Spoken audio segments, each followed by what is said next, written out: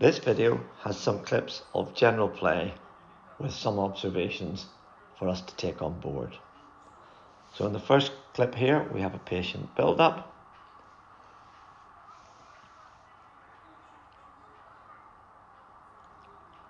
Some nice passing around, just looking for an opportunity.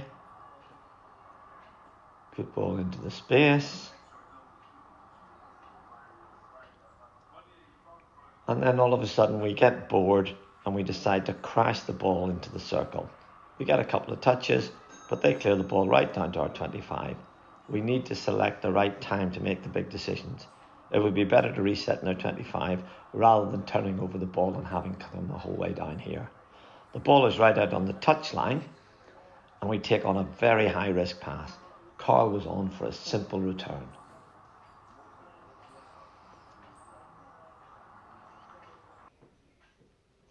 We were very slow to get set up for the W, but once we get it set up, they give us the ball back. At the end, we tried to force the ball into the circle. Easy ball was on to Jimmy. We need to be much more patient and accurate in our passing approach.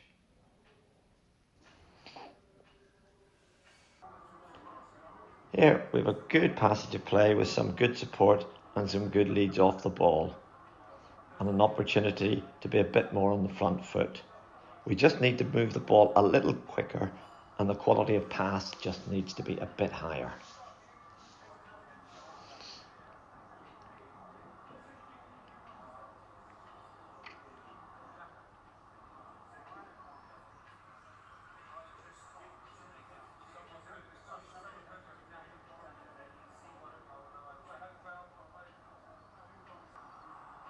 Great intercept here by Richard, but the first touch isn't perfect. The pass takes too long.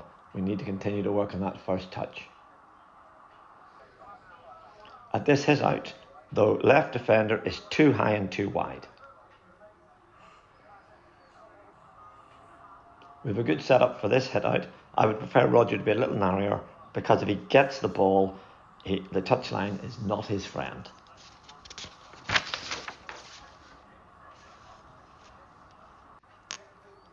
Here we lose our back four shape as Carl has gone high. When the inside pass isn't controlled, we're in trouble. They dribble in, Sean gets back while Roger, who was in a good position, moves to help out. When playing out from wide areas, it's important we have appropriate cover and we don't get carried away.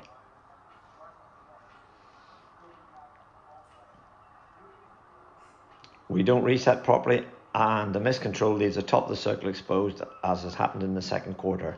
So when the ball is wide deep, we must make sure we have our solid back four spread in the right sections of the pitch to prevent this kind of thing happening. Not only do we not have forwards pressing in the triangle, but we have Keith way out wide when he should be in the C channel. Roger is tucking in as per the red zone defence. We say we're happy to leave the wide area and protect the middle. If the play comes across, then the wide player will become Roger's responsibility.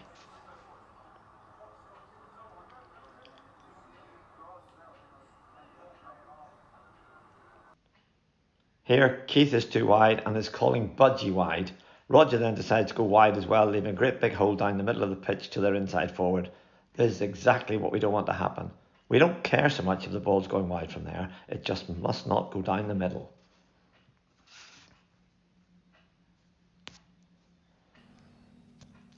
Here we transfer the ball nicely from the right touchline, but instead of being in our tight formation, we have a wide formation. Eddie is far too wide. He should be picking that ball up 10 yards closer to Martin. The forward is blocking two passes here. We need to move him. Carl could come wider. In the end, the ball to Alan makes a move and the transfer pass is on.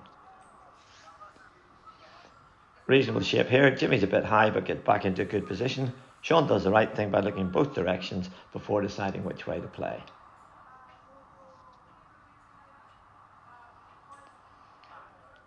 Here we get a free in a good position. Budgie goes to get the ball. William and Henry get into good position in the circle. David takes up a good position in the circle without Budgie being there. Then suddenly everyone wants the ball. Everybody, instead of being patient, everybody closes in towards the ball. Ends up with us crashing the ball to them. Budgie was no use where he was. We have 2 planned subs, Martin for Jimmy and Keith for David, but we replaced Jimmy with Keith. Then, Jimmy replaces David and ends up at left mid. No sign of Martin. Not how sure these calls were made, but as coach, I'm not a happy man.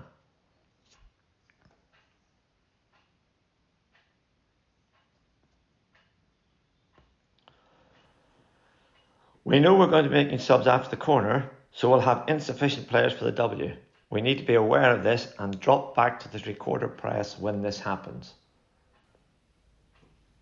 We have a good chance to set up a press, but Cliff decides it's time for a substitution, leaving a huge gap for them to hit the ball into. By all means, look to get off the pitch promptly, but make sure the timing is appropriate.